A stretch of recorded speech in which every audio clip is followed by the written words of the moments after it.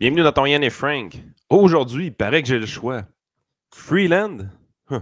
C'est jamais mauvais le podcast quand on parle de Freeland. Ou ben non, Guilbeault qui conseille le gouvernement chinois. Tabarouette que ça va bien au gouvernement fédéral.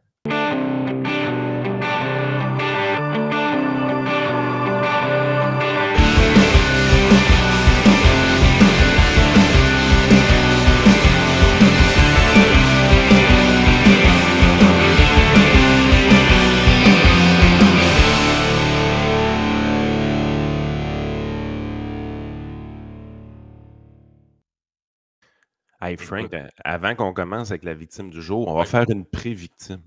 Je pense juste une pré-victime. Juste pour faire chier, le petite tata qui n'arrête pas d'écrire dans les commentaires que ça n'a pas d'allure, que j'ai parlé du baseball mineur la semaine passée dans le podcast. Je pense que je vais compter ma game d'hier soir. Juste pour le fun. Mais non, je ne ferai pas ça. On va faire une vraie victime du jour.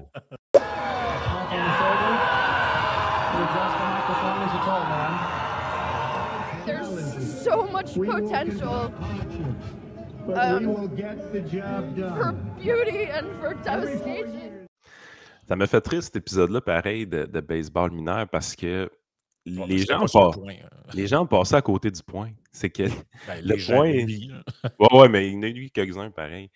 C'est les municipalités ne font plus les services essentiels qu'ils sont censés faire. Ils sont dans le zonage, ils sont dans les inspections de poubelles, ils sont dans les. Hey, t'as-tu la campagne de publicité? Changement climatique. Les changements climatiques. Hey, tu sais, la campagne publicité là, à Lévis qui est présentement en cours, là, Solange à Trice-et-Vidange. Hey, c'est le sermonnage et la grande moralisation, toi, des municipalités. Tu sais, à un moment donné, là, on peut-tu focusser un peu? Oui, ben en plus, c'est que moi, ce qui me fait le plus rire avec ça, c'est pendant longtemps, on riait de Québec par rapport à Montréal, parce que Québec, c'était wannabe Montréal, faire des trucs niaiseux. As-tu vu les photos de Montréal Live aujourd'hui? Non, je ne les ai pas vues. Écoute, ils montrent toutes les nouvelles pistes cyclables à Québec. Mais ils ont fermé des voies pour mettre des pistes cyclables dans le Vieux-Québec. C'est une catastrophe, là. Mais je ne sais pas si tu as vu, mais Lévis, c'est rendu ça aussi. C'est wannabe Québec ou wannabe Montréal. Fait que là, genre, t'as le boulevard principal qui est Guillaume Couture. Et en parallèle de ça, t'as des petites rues jusqu'à temps de te rendre à Saint-Georges. Et dans les petites rues, ils ont mis des. Comment t'appelles ça, les trucs là, qui sont plantés dans l'asphalte puis qui délimitent la piste cyclable. C'est genre noir et jaune. Là, que c'est, fait qu'ils, ils ont mis ça dans un. Je te dis, je passe à tous les jours là pour aller porter ma blonde à son arrêt de bus pour s'en aller à sa job. Chris, il y a des pistes cyclables partout, là. J'ai jamais croisé personne là-dessus. En mois. Ça se compte en mois. En mois, je n'ai jamais vu personne là-dessus. Hey. Ben, de temps en temps, un piéton qui marche là en se disant c'est mieux que sur le trottoir. Mais c'est capoté. En tout cas, je sais pas. Ils sont rendus sur ce trip-là. Hey, écoute, la victime du jour aujourd'hui, parce que c'est dans ce segment-là qu'on est rendu, même si ça paraît pas. Je vais te donner des choix quand même. Donc, on a un gars qui est allé faire un marathon sur la calotte glaciaire avant qu'il ne soit trop tard. Parce que tu sais qu'elle va fondre. On a utilisé la carte de sa mère pour rentrer chez Costco est plus stressant qu'utiliser une fausse carte pour rentrer dans un bar. Attends un peu. Y est-tu un breakdown total, le gars? Non, c'est une fille, en fait. Es-tu en breakdown? Pas en breakdown, là, mais elle témoigne de son stress quand même. Je suis là pour un breakdown le matin. Et mon préféré, je pense. Est-ce que tu connais René Villemur? René Villemur. Fier député du Bloc québécois. Ah, c'est sûr, je le connais pas. C'est une plante verte. Ah, écoute, faut que ce soit lui. Regarde, je te le présente à l'écran, là. Si, moi, ils me font capoter, ces gens-là. Du monde à 175 000 par année dans un podcast comme victime du jour, c'est tout le temps bon. Ah, ouais, non, mais lui, on va le toaster un matin, là. Moi, ces gens-là, écoute, regarde, je te le partage, on va commenter après, là. René Villemur qui nous partage un screenshot d'un article qui parle d'un promoteur de festival se fout du français au Québec. Et là, écoute bien ça, là. Il y a un gars à Trois-Rivières, tu sais pas, ça fait pas ce qu'il a fait, le salaud. Il a appelé son festival le Rib Fest. Hey, franchement, on appelle ça le Festival de la Côte-Levée. Le Rib Fest, espèce d'ethno-masochiste colonisé Elvis Gratton. Hein? Au Québec, c'est. Et là, écoute bien ce qu'il. René Villemur, c'est un député, là. Député du Bloc québécois. Ça passe la journée à cirer les pompes à Trudeau, mais voici ce que lui nous dit. Hey, c'est quoi ça, D.H. C'est député de la Haute-Chambre? Ah, je sais pas. Ça doit être son titre professionnel, ça, lui. Ça a l'air qu'il est éthicien, ce monsieur-là. OK, on va aller voir. D.H.C. Il doit être quelqu'un d'important. On entend parler de lui dans des moments importants. Le promoteur du Ribfest banalise l'importance de l'affichage en français. Cette désinvolture ne saurait rester sans conséquence. Hashtag Ribfest, hashtag Québec français, hashtag OQLF, donc Office québécoise de la langue française.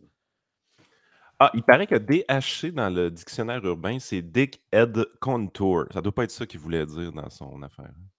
Non, ça me surprendrait. Et moi, j'ai commenté le truc, j'ai dit, au lieu de... J'aime ça, moi! Ça me surprendrait que ce soit ça. J'aimerais ça que ce soit ça, mais c'est... Ouais que... René Villemur, Dick Head Contour. Non, c'est pas fin. C'est pas fin. Ceci était... Y a-tu la caption quelque part, là? T'es un peu... C'est une joke. Ouais, c'est ça. Ceci est une joke. Je vais la mettre, là, si je peux la trouver. Non, ça, c'est pas ça. C'est hashtag mec de PLQ liberal again. En tout cas, vous avez compris. Vous avez compris le point.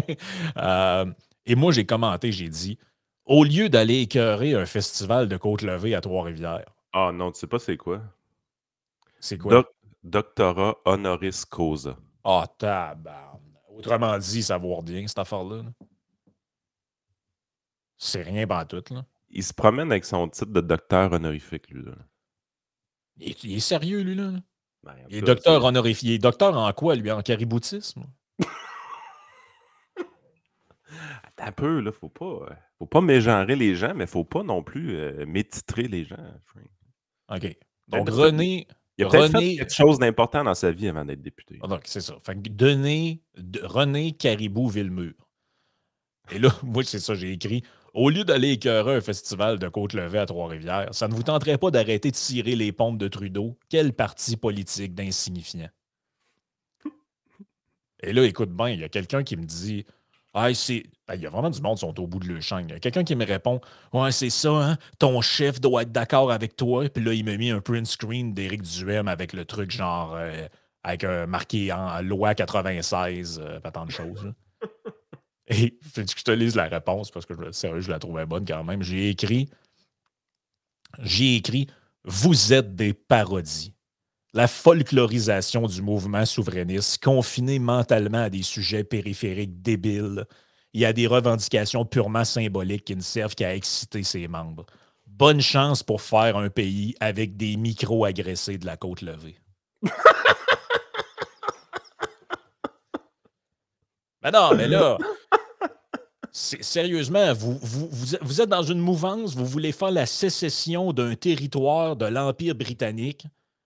Et vous êtes effondré mentalement devant un gars de... Hey, l'anglicisation de Trois-Rivières, ça va être beau, là. Devant un gars de Trois-Rivières qui a appelé son festival le Rib Fest.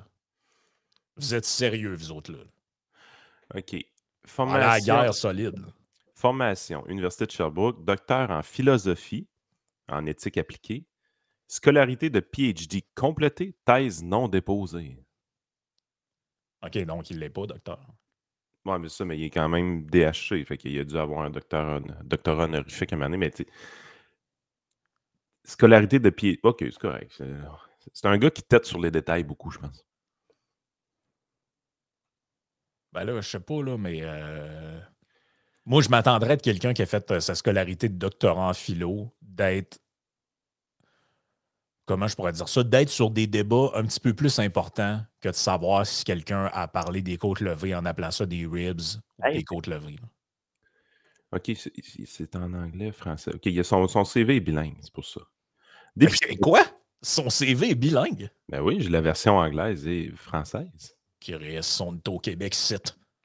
Député de Trois-Rivières, Bloc québécois, éthicien international, auteur, l'éthique pour tous, même vous.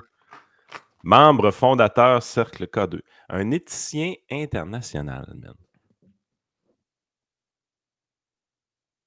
Ah non, mais... Ouais. Je pense que l'enflure verbal, pour lui, c'est pas un problème. Sans joke, là, je veux pas être outrancièrement méchant, là, mais y a-tu de quoi de plus insignifiant qu'un député du Bloc québécois? Là? Sans joke, là, ces gens-là, c'est des parodies. J'ai rien... Je comprends tout l'historique. L'accord du lac Meech, la patente, la fondation du Bloc québécois. Là, on a tout compris l'histoire. Mais vous ne viendrez pas me dire que ces gens-là sont du calibre de Lucien Bouchard. Je vois le vert. T'es un éthicien international. T'es bien pas fin, man. C'est international. Est-ce que vous imaginez un seul instant Lucien Bouchard qui nous arrive en disant « Ben là, c'est le RIP-Fest. Pourriez appeler ça le Festival des Côtes-Levées. » Regarde, je vais te le nommer en anglais, son titre, peut-être que tu vas mieux comprendre. C'est International Ethicist and Global Thinker. Published Author aussi. Hey, by the way, être un auteur publié au Québec, c'est pas dur. Non. T'es même pas obligé de vendre des livres. Mais est-ce que les gens qui nous écoutent réalisent que quand vous marchez dans la rue, là, quand vous êtes autour des gens, 6 personnes sur 10 qui vous entourent, donc plus d'un individu sur 2 que vous croisez, va voter soit pour le gars avec les bas de la petite sirène ou le gérant d'Éric Lapointe? ACA, le Bloc québécois. Est-ce que vous... Non, mais c'est pas... Non, c'est pas vrai ton affaire. C'est pas 6 personnes sur 10 que tu vois dans la rue. C'est impossible. Ces gens-là sont en pitouf dans le salon. Là. OK. Non, ils sortent pas prendre des marches. Là. Come on. Bon. Ça fait 10 ans qu'ils n'ont pas fait ça. Là. Si vous allez dans un souper spaghetti... Ah, OK, peut-être. Ouais, c'est ça, peut-être plus ça. Si vous allez dans une salle de bingo, on parle de 9 sur 10. Non, mais non, mais sans joke, là, suivez ces gens-là. Je le sais qu'il y a du monde là, qui nous suivent, puis qu'ils sont indépendantistes, souverainistes, toute la patente, là, mais suivez les gens qui sont censés vous représenter, puis remarquez le degré. Tu sais, je veux dire, vous pouvez ne pas aimer Pierre Poilievre. On s'en sac. C'est pas ça le point. Mais regardez de quoi il parle. L'inflation, le logement, les prix à consommation. Hey, le PQ, c'est un gros dossier. Il y a une grosse pétition en cours présentement sur les cellulaires dans les classes. Ouais. Ben, c'est ça. Nos 2 principales forces souverainistes, là, ceux qui vont nous amener au lendemain qui chantent, tu comprends, défier l'Empire britannique et au soir du référendum, faire face à toute la pression internationale qui va s'abattre sur le Québec. Et nous bloquer les trucks de la Brinks, en tout cas, peu importe. Ben oui, ben c'est ça, mais vous comprenez, là, le grand soir, ces gens-là là, qui vont vous amener vers la parousie, là, ben, t'as du monde qui sont en train de spotter le nom des festivals, voir s'il n'y a pas un mot en anglais dedans. Et t'as le PQ qui fait des pétitions pour savoir si on devrait avoir des cellulaires à l'école ou pas. Man, t'as Clark Kent qui se promenait dans les rues de Trois-Rivières, il a vu le Ribfest, puis il est parti d'une cabine téléphonique, il a mis sa cape bleu poudre, il a dit « Hey, c'est le temps d'être péquiste! Je vais faire une sortie média. » Non, c'est... Hey, le président du Ribfest, il est-tu content ou il n'est pas content? Moi, je pense qu'il est content. On parle de son festival. Quasiment le goût d'y aller. Ah non, c'est capoté. Là. Écoutez, parlant... Les côtes levées. Là, regarde, je me suis lâché sur le bloc. On va se lâcher ces libéraux à cette heure. Mr. Speaker. Je ne recommencerai pas avec ça. Là, mais... non, mais vas-y, c'est trop fort. Donc, Chrystia Freeland. Écoute, le tweet de la personne qui a mis cette vidéo-là sur Internet, qui a été vue à... En tout cas, la version que moi j'ai a été vue à 563 000 fois. Donc, c'est quand même pas si pire. Donc, c'est un compte qui s'appelle The Amazing Zoltan. Lui, il dit, c'est quelqu'un de British Columbia, armchair documentarian, economist, citizen journalist, historian. Bon, je ne sais pas exactement c'est qui, là, mais son tweet, je le trouvais magique. Il écrit « Freeland recently gave the most depressing graduation speech of all time. It was so bad that the audience simply disengaged, focusing entirely on the Fenway Jumbotron as a form of escapism from the unhinged dystopian ranting. Watch it to the end, you won't be disappointed. » Donc, je ne sais pas qu'est-ce qu'elle est allée foutre là. Elle a endormi le monde comme du monde. Là. Ah non, mais sans joke, quand il dit dystopien, là, mais c'est carrément ça. Là. Faites juste y regarder l'allure, premièrement, et le discours. On y va. Attention, attachez vos trucs. Our time of tranquility is over, and we are living in an age of change. We're living through what President Biden, on a visit to my country in March, called an inflection point. A time of transformation, he said, that comes once every 5 or 6 generations. Now, like it or not, you are graduating into that inflection point.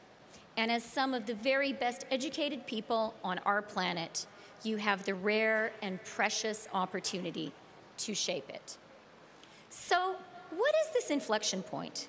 What is this upheaval which is going to the roots of humanity itself?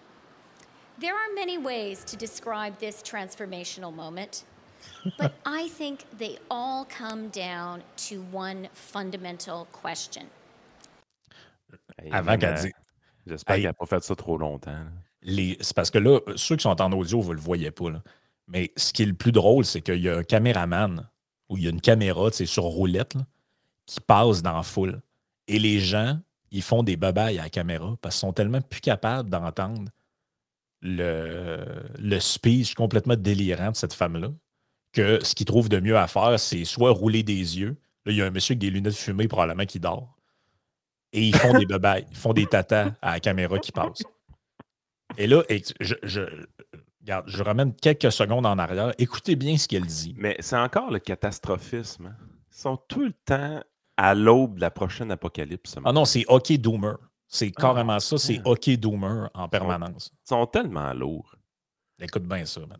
One fundamental question. Does capitalist democracy still work? Attends un peu. Wow. Hey, attends une minute, là.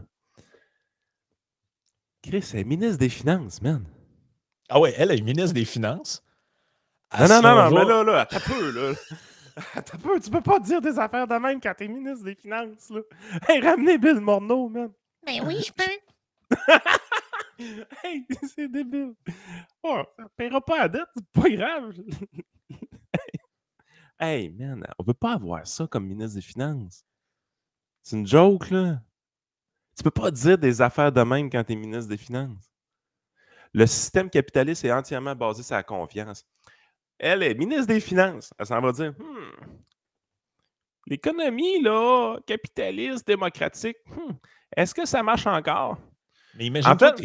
C'est-tu le mot capitaliste qui a fait chier ou c'est le mot démocratique? On n'est pas sûr avec elle. Oh, d'après moi, les deux. Les deux, hein? Les deux sont chiants. Oh non, ça...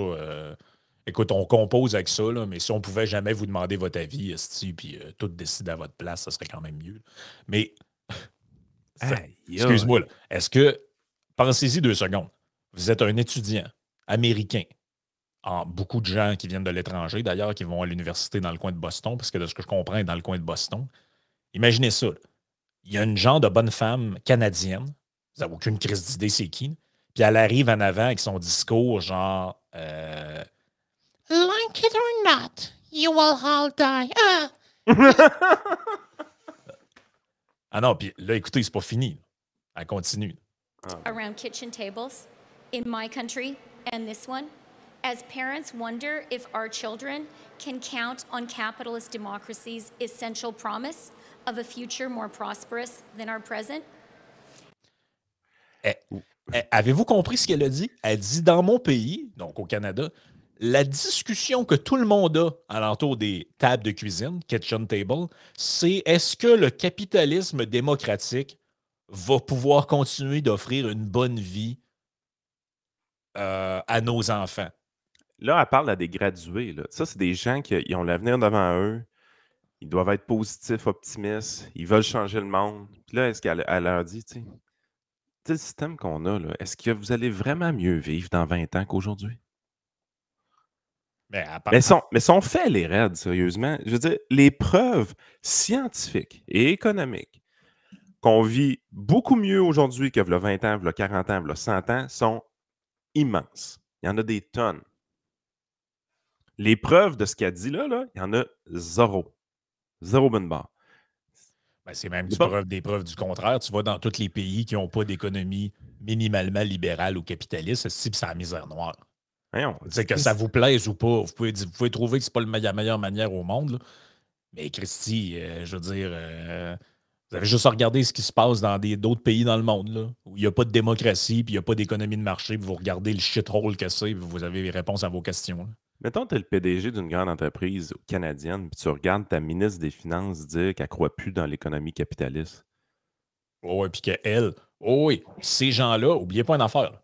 Ces gens-là, ils n'ont pas été capables de prévoir qu'il allait avoir de l'inflation à dépenser comme des poules pas de tête, mais elle est capable de savoir là, qu'on est à un inflection point qui arrive juste à toutes les 6 générations. Oui, mais Président Biden l'a dit. Ah ouais, ben oui. Hey, Président Biden. Président Biden qui est rendu prophète. Le gars, il se rappelle même plus lequel de ses 2 fils est en vie. Là. Il est rendu prophète. Hey, arrêtez, là. Arrêtez, là. Elle continue. What is the question being posed in the muddy and bloodied trenches of Bakhmut as Ukraine's brave Democrats resist the invading forces of Putin's dictatorship? And it is the question being posed by our shrinking glaciers and our... C'est les questions que les Canadiens se posent autour de la table de cuisine.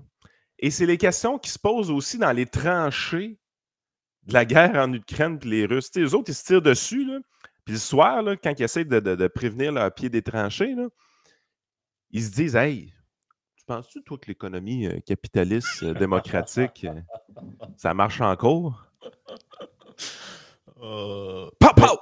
Mais voyez-vous le clash dont je parlais tantôt? J'ai parlé du Bloc québécois et ses niaiseries, mais eux autres, ils ne prendront jamais le pouvoir, c'est des insignifiants. Eux, ils l'ont, le pouvoir.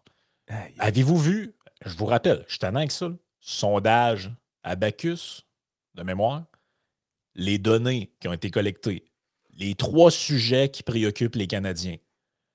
L'inflation, le housing, l'abordabilité des maisons, la crise du logement et les soins de santé. De quoi parle Pierre Poilievre et les conservateurs de ces 3 sujets-là? De quoi parle cette madame-là? Les inflection points, les points d'infléchissement à tous les 60 ans dans l'histoire du monde, elle pense que les gens ont des réflexions sur le capitalisme autour de la table. Hey, les gens, excuse-moi, Christia, là, on va te le dire parce que t'es déconnecté en esti. Là. Les gens autour de la table, là, sais-tu de quoi ils parlent? Ils parlent du prix de la livre de beurre puis du prix des œufs, puis comment c'est rendu cher à l'épicerie. Ça fait longtemps que t'as pas rencontré des vrais humains, toi. Tu devrais t'enlever la capine que t'as sur la tête puis ton soute ridicule, là, puis arrêter de faire des conférences à des étudiants, là, puis aller voir des vrais êtres humains. Complètement cinglés, cette madame-là. C'est qui a pensé de l'inviter devant un dîner de gradués de même?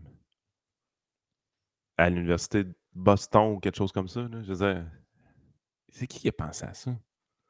Il va être fier de sa chute, hein? Je sais pas.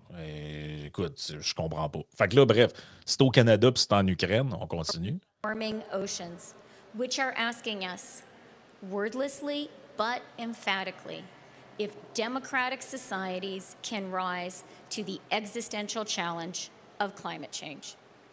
Now, these are, of course, huge and fundamental challenges. I'm not here to counsel despair or retreat. Yeats famously said of another generation that came of age in a liminal moment that the best lacked all conviction, while the worst were full of passionate intensity. Man, c'était catastrophiste, ces gens-là. Ils entretiennent l'aube de la catastrophe pour se maintenir au pouvoir. Ayez peur, ayez peur, ayez peur. Gardez-nous au pouvoir. Ayez peur, ayez peur. Hey, tabarouette qui sont lourds. Mais eux, par exemple, quand il y a un politicien, mettons, qui aborde la question de l'immigration, ils vont dire hey, ça, là, c'est de la démagogie. Vous instrumentalisez les peurs des citoyens pour les monter les uns contre les autres. Hey, c'est du populisme d'extrême droite, ça. Mais vous faites quoi à longueur de journée? À aller dire à des jeunes personnes qui ont la vie devant eux qui viennent de diplômer de l'université, ça devrait être une journée de célébration. Là. C'est une des plus belles journées de ta vie quand tu gradues de l'université et que tu as fini ce long chemin de croix-là. Tu t'en vas, tu fais ta vie, tu rencontres une femme, un homme, peu importe, tu fais ta vie. Ta vie pour de vrai, elle commence. Puis tu as cette espèce de dystopienne-là qui arrive en avant. Like it or not, the world is changing. The ocean are boiling and you will all die. Sérieux, là, avec son. J'ai pas compris le lien avec la guerre en Ukraine, là, en passant. Elle a plugué des buzzwords par-dessus buzzwords. Les océans qui bouillent non plus, j'ai pas compris. Là. En 2 minutes et demie, même pas, c'est 2 minutes 15. En 2 minutes 15, elle a attaqué le capitalisme démocratique. Elle a parlé de la guerre en Ukraine. Les océans bouent. Rappelons qu'elle est ministre des Finances. Ouais, c'est ça. C'est ça l'affaire, c'est qu'à la limite, c'est un peu comme avec Fitzgibbon. Tu sais, mettons qu'elle est ministre du patrimoine. Pas grave. Ouais, ou ministre de l'Environnement. C'est la ministre de l'Environnement qui dit des niaiseries de même. C'est à ça que le poste sert, dire des niaiseries. Mais je veux dire, des ministres de l'économie, l'autre arrive avec ses histoires d'océan qui bouillent, puis de la démocratie, puis du capitalisme qui ne marche plus. Mais, hey, t'es pas. Excusez, là, mais elle n'est pas une essayiste d'extrême gauche qui anime un blog, là. Elle est ministre des Finances d'un pays du G8, là, du G7. Là. Incroyable. C'est ça la réalité. Là. À un moment donné, mais qu'est-ce que vous faites là? Regarde, continuons sur les libéraux, parce qu'on va y poivrer comme faux un matin. Là. Moi, je suis plus capable de ces insignifiants-là. Là. C'est incroyable. Écoute, ce qu'on avait en fin de semaine, c'est dans le National Post, le Toronto Sun, dans plusieurs journaux, là. Stephen Guilbeault veut la Chine comme allié et sert de conseiller à Pékin. Moi, je vous enverrais plus Geneviève Guilbeault en Chine. Elle lui montrerait comment se servir de ses tanks. Oui, c'est ça. Geneviève Guilbeault en Chine pour conseiller le gouvernement sur des mesures autoritaires. Mais écoute, on n'a pas eu on n'a pas eu ici une commission avec un genre de bonhomme qui nous a parlé des dangers de l'ingérence chinoise, qu'il y avait des ballons, puis toutes sortes de... Regarde, je n'ai pas besoin de vous refaire tout le dossier. Il n'y a pas un genre de litige entre la Chine et les pays occidentaux pour de l'ingérence politique. Oui.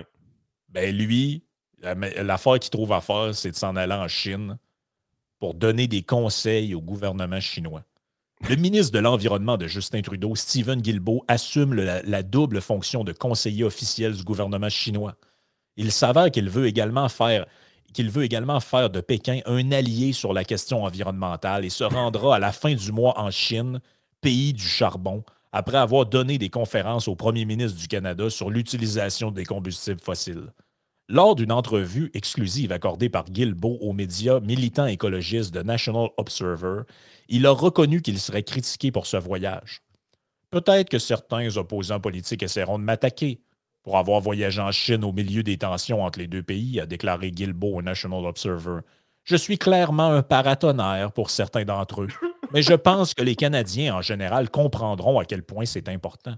Nous ne pouvons pas résoudre le changement climatique. Vous ne pouvez pas résoudre le problème international de la biodiversité sans travailler avec des pays comme la Chine. Moi, j'ai une question pour Steven. Admettons qu'il monte avec sa petite gang de Greenpeace sur l'équivalent de la tour du CN en Chine pour manifester contre le gouvernement. Ouais.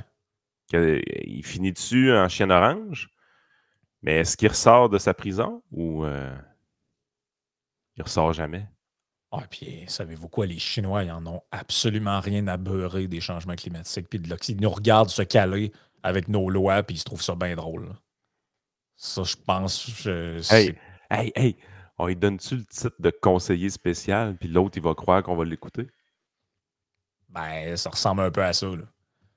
Et écoute bien ce qu'il raconte ensuite. Il est peut-être vrai que vous ne pouvez pas résoudre le changement climatique sans la Chine, mais c'est aussi un pays qui s'est livré à l'enlèvement de 2 de nos citoyens. Il s'engage régulièrement dans une guerre économique avec le Canada, a été accusé de manière crédible d'ingérence dans notre démocratie. Donc, ça, c'est le journaliste qui rapporte ce truc-là. Et il nous dit « N'importe qui sera en droit de pointer du doigt la sottise de Guilbeault cherchant à trouver un allié à Pékin. » Guilbeault se rend à une réunion du Conseil chinois pour la coopération internationale sur l'environnement et le développement. Il est décrit comme un groupe de réflexion, mais c'est en fait une création du ministère chinois de l'écologie et de l'environnement. Et de la propagande. Le ministère, qui fait partie du Parti communiste chinois, sélectionne la direction et fournit des conseils pour ses opérations, sa mise en œuvre et sa gestion quotidienne.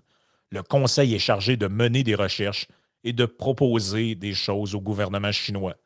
Guilbeault est également actuellement nommé vice-président exécutif de ce comité exécutif. Il siège aux côtés de Ding Guangxiang, qui préside le CCI-CED.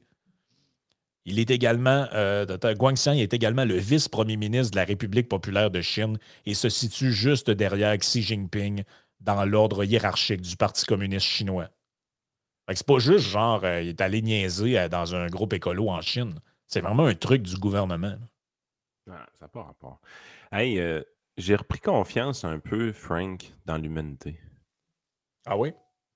Ouais, il y a quelqu'un, genre un anglo, là, qui a fait un petit sondage Twitter. On sait le niveau de fiabilité là-dessus, pas grave, mais c'est pas grave. Selon toi, là, les gens, quand on leur demande si Pierre Poilievre il est d'extrême droite, de centre-droite ou de centre, c'est quoi la réponse la plus populaire? Parce que si tu lis les médias, on penserait que c'est extrême droite. Là. Ouais, c'est ça. Ben, c'est ça, j'allais dire. C'est si on s'en fie aux médias, moi, je dirais que c'est au moins 80% des gens qui pensent ça, parce que c'est ce que tous les médias racontent. Mais mettons, les médias sont en perte de vitesse, tout ça. Je sais pas, moi, 30% des gens qui pensent qu'il est d'extrême droite? Beaucoup moins que ça. Les médias sont marginaux. Les médias sont très marginaux. Ils essaient de nous faire croire que Pierre Poilievre est d'extrême droite. On s'en gêne même pas. Puis il y a seulement 13% des gens qui pensent. 13% des gens qui pensent ça. Crime, c'est-tu à peu près le pourcentage de vote de Québec solidaire, ça? Il faut que tu sois à gauche en tabarouette pour dire que Pierre Poilievre est d'extrême droite, là. Ben, je sais pas si tu as vu, mais tu sais, le gars dont on a parlé la semaine passée, le Ramaswamy, j'aurais peut-être une clip à vous faire passer après. Il fait censurer sur LinkedIn, lui. Je pense que oui. Puis il y a aussi, genre, je voyais en fin de semaine, il y avait une commentatrice politique américaine, parce que Ramaswamy disait, il y a plein d'institutions qui servent absolument à rien dans notre pays à part pour faire de la répression des citoyens. Fait que j'enlèverais, je ne sais plus si c'était l'FBI, mais en tout cas, bref, lui, il veut scraper une couple d'agences gouvernementales là, de ce type-là, puis ramener ça, genre, mettons, à un truc au lieu d'en avoir. Au lieu d'avoir FBI, la NSC, puis il y a plein d'autres patentes, là, il ferait une affaire avec ça. Je pense des Intelligence Agency, il y en a comme 14 ou 15 dans ce coin-là. Genre. Et elle a dit, vous voyez bien que c'est un pas vers la dictature. Puis là, j'aime bien parce que c'est... Ils sont incroyables. Un des gars que j'aime bien sur Twitter, Charles Lajoie, qui retweet son truc et dit, ben oui, parce que habituellement, les gens qui ont des aspirations dictatoriales, ils ont vraiment comme but de dégraisser l'appareil gouvernemental. Ils ne créent jamais des structures, puis ils n'augmentent jamais la taille de l'État, ces gens. Pire que ça, quand tu veux avoir un rôle de dictateur, est-ce que la première chose que tu élimines, c'est les services de renseignement qui ont pour tâche d'espionner de l'intérieur et de l'extérieur ce qui se passe ailleurs? Mais non. Les psychopathes qui deviennent dictateurs sont toujours borderline freak, mais aussi borderline control freak. Ils veulent tout savoir. Ils sont prêts à investir des sommes colossales dans l'espionnage intérieur et extérieur. C'est tout le contraire d'un pas vers la dictature, de vouloir éliminer des agences de renseignement. Je ne suis pas full pour cette idée-là, honnêtement, là, mais tu peux certainement pas l'accuser d'être d'extrême droite s'il veut faire ça. Là. Ben non, c'est ça. On a parlé ça la semaine passée de Ramaswamy. Il a été reçu au podcast de Jordan Peterson. J'en ai écouté quelques extraits. C'est vraiment bon. Là. Le gars, c'est plusieurs niveaux en haut de ce qu'on a entendu tantôt. Là. Avec la madame, ses océans qui bouillent et tout ça. Là. Mais malheureusement, ce qui me désole un peu là-dedans, c'est qu'il n'y aura pas de course. Il n'y aura pas de course. La course, elle est terminée. Voici pourquoi. Trump confirme qu'il ne participera pas au premier débat du gars. Taquine peut-être. Bon, là, c'est une traduction automatique mal faite, là. Mais bref, les sondages montrent qu'il est genre à quasiment 60%. Là. Il ira pas, là. Il est tellement en avance. Il est tellement en avance ses autres qu'il n'ira pas. Par contre... Il va aller à Carlson, par contre. C'est ça. Par contre, est-ce que ce personnage-là, qui a seulement 38 ans, va être une figure politique importante pour les prochaines années? Peut-être même qu'il pourrait être un co-listier pour la vice-présidence ou ce genre de truc-là. C'est ça la question. La question, c'est pas de savoir s'il va être président dans 2 ans. Là. Ça n'arrivera pas. Là. En tout cas, à moins d'un miracle là, ou que Trump se fasse emprisonner ou je sais pas quoi. Là. Mais je pense pas que ça va arriver. Mais check le contenu que ce gars-là a versus ce qu'on a entendu avant avec Freeland. On est à deux mondes complètement différents. How is it that you believe you will be able to decide who should stay and who should go? And how is it that you've developed this detailed plan? Like what sort of analysis have you conducted that enables you to determine what should be shrunk and how, and to know that that's going to cause beneficial rather than damaging consequences? Donc, la question que Joel Peterson y pose, c'est en lien avec ce que j'ai dit avant, c'est qu'il veut enlever, couper dans plein d'affaires au gouvernement, puis il pose la question, il dit, c'est quoi la ligne directrice qui te fait dire que ça, c'est nécessaire, puis ça ne l'est pas? C'est-tu arbitraire, dans le fond, ou il y a une réflexion en arrière de ça? Parce qu'il y a un penchant quand même très libertarien, le gars. Là, on va le absolument. Dire. Oh oui, ben c'est absolument ça. Là. Et voici sa réponse. So there's something we have going for us here, is that I don't have to start in a vacuum. There is this thing we call the U.S. Constitution, already proven, time-tested, to be the best operating manual for a nation and preserving liberty and human history. That's certainly my view. Well, it turns out that much of the excess we have seen came from running afoul of that operating document. So many of the administrative agencies that were created in a manner that Congress actually never gave those agencies the power to wield the power that they do.